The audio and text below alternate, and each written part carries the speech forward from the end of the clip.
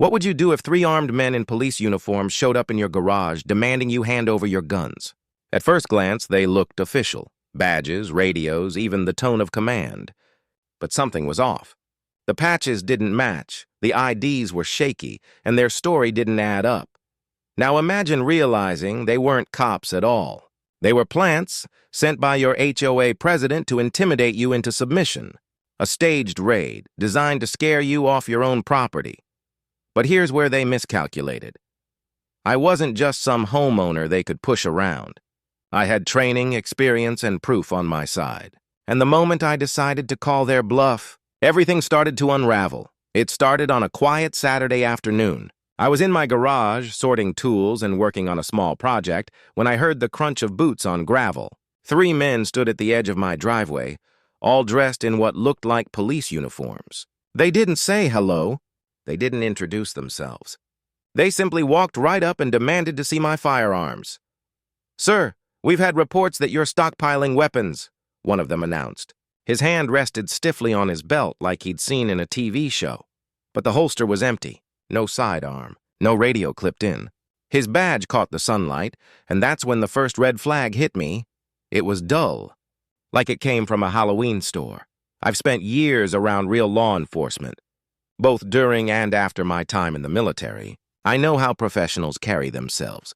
The tone of voice, the stance, even the way they keep their eyes moving, these guys had none of it.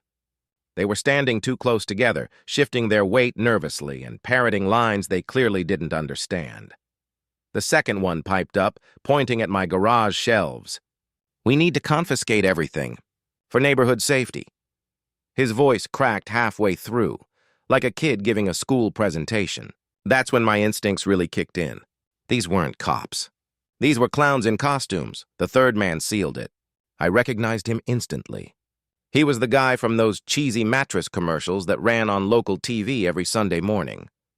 He sold pillow-top beds with no interest for 36 months, and now here he was, pretending to be law enforcement. The sight almost made me laugh, but the situation wasn't funny. These men weren't just out of place. They were dangerous. I took a slow breath and asked them for identification. That's when the cracks in their act really started to show. They fumbled in their pockets, producing plastic ID cards with pixelated logos and misspelled words. One said Enforcement Division with Divison spelled wrong. Another had a badge number that was just 3 zeros in a row. Real police don't carry junk like that. Still, they stood their ground, repeating that I needed to surrender my guns or face charges. It was absurd. But then the puppet master herself arrived. From across the street, striding like she owned the block, came Diane, the HOA president. Clipboard in hand, sunglasses perched high, and that smug little smile she wore whenever she thought she had someone cornered. She didn't even look at me. She looked at the officers and barked, "Well, what are you waiting for? Do your job." The pieces fell into place. Diane had sent these men.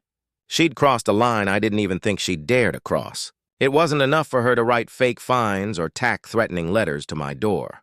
Now she had roped in neighbors, relatives, or whoever she could convince, dressed them up in thrift store uniforms, and turned them loose to intimidate me, and then she doubled down.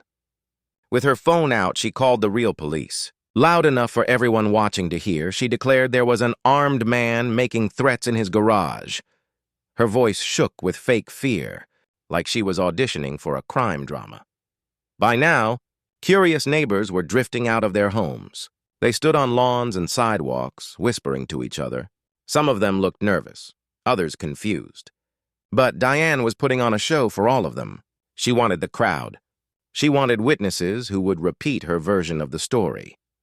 To drive it home, she pulled up her tablet and played a grainy video clip. On the screen was me standing in my yard supposedly shouting threats. But even from across the street, I could tell the footage had been doctored. My voice didn't match. The angle was wrong. And in one frame, the timestamp overlapped with a clip from a completely different day. Still, I saw the doubt spreading. A few neighbors gasped. Someone muttered, "I knew he was trouble." That was Diane's strategy.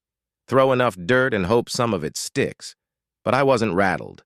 I knew what I had, the paperwork, the deed, the records, the truth, and I knew exactly how to expose her play. Calmly, I pointed out the flaws in her video. How the shadow of the tree didn't match the time of day. How the audio skipped like a bad edit.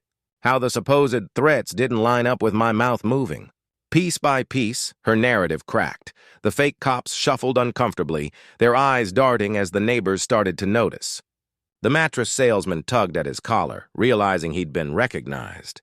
The tension built with every second, Diane's performance falling apart in real time, and just when the air was thick with uncertainty, sirens wailed in the distance. The real police were on their way. Diane had lit the fuse on her own destruction, and she didn't even know it.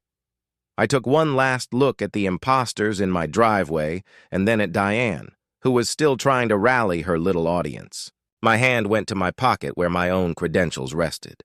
Proof of who I was, proof of what authority I carried, and that's when I knew the tide was about to turn. But what happened when the real cops arrived? Exposed the entire sham. The moment the sirens drew closer, you could feel the shift in the air. Diane's smugness flickered for the first time, but she tried to hold it together. Neighbors leaned in, kids craned their necks from porches, and the 3 officers in my driveway suddenly found their boots very interesting. The squad car rolled up, lights flashing, and out stepped Officer Morrison. Now, Morrison wasn't some rookie. He'd been on the force for years, respected in the county, the kind of man who could size up a scene in 10 seconds flat. And the second his eyes swept over those fake uniforms, I could see the recognition flash across his face. He knew something was off. "Afternoon," he said evenly, but his tone carried weight. He glanced at me, then at Diane, then at the 3 imposters sweating under their dollar store badges. When I calmly handed over my property deed and identification, Morrison gave it more than a cursory glance. He actually nodded as if to say, "This checks out."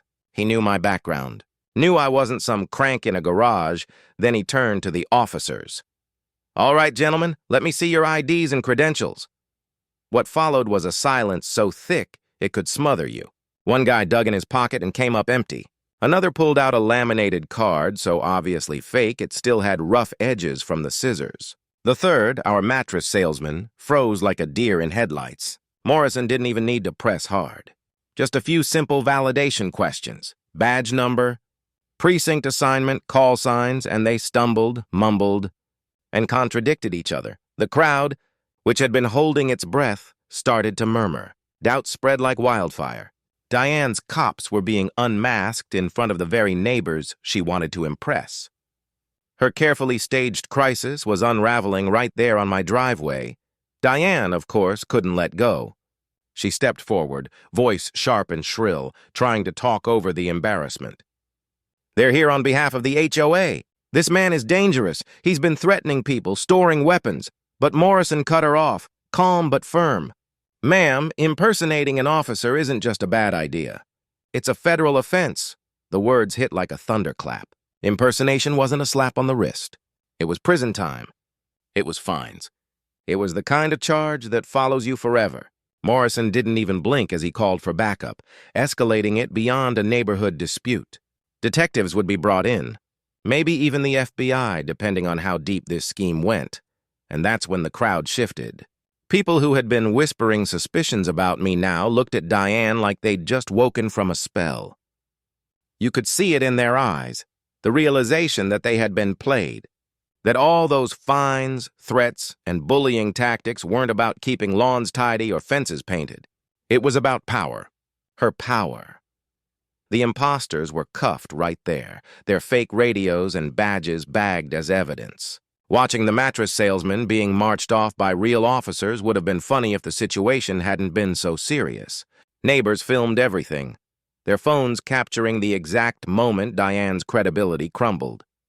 She tried one last time to salvage her image, ranting about how I was dangerous, how I had tricked everyone, how the HOA rules had to be enforced.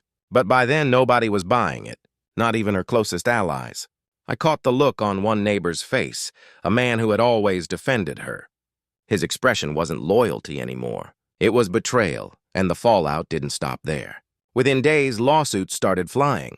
Homeowners who had been fined, harassed, or intimidated came forward with their stories. People shared letters Diane had doctored, fake violations she had mailed, even doctored security reports meant to justify her control. Local news picked it up first. HOA president caught using fake cops to intimidate resident. Then regional outlets piled on. And before long, national channels were running it as a bizarre headline about suburban corruption gone wild. Diane's name was everywhere, and not in the way she liked. Morrison made it clear. This wasn't a local matter anymore. Fraud, impersonation, conspiracy to intimidate, all serious charges. Federal investigators would dig deeper, and the deeper they dug, the uglier it got. Financial mismanagement, kickbacks, even ties to her cousin Alan, a man with a history of intimidation tactics. The same neighbors who once looked at me like an outsider started crossing the street to shake my hand, apologizing, admitting they'd been too afraid to speak up before. One older couple confessed Diane had threatened them with foreclosure if they didn't donate to a community project that never existed. Another family admitted they had been fined thousands for infractions that weren't even on the books. And through it all, I kept my cool. I didn't need to gloat. Diane's empire was collapsing without me lifting a finger. The very stage she'd built to showcase her power had become the platform for her downfall. Still, victory didn't feel clean. Because in the middle of the relief and apologies, something unexpected arrived. A letter. No return address. Just my name scrawled in block letters across the envelope. Inside, a single line. This isn't over. You don't know who you're really fighting. The paper felt heavier than it should have. Because in that moment, I realized Diane's collapse wasn't necessarily the end. There were deeper currents, hidden hands, maybe even bigger players in the background. But one thing was certain. The battle lines had shifted. And if they wanted a fight, they'd chosen the wrong neighbor, because sometimes the biggest battles aren't fought overseas. Sometimes they're fought right in your own neighborhood.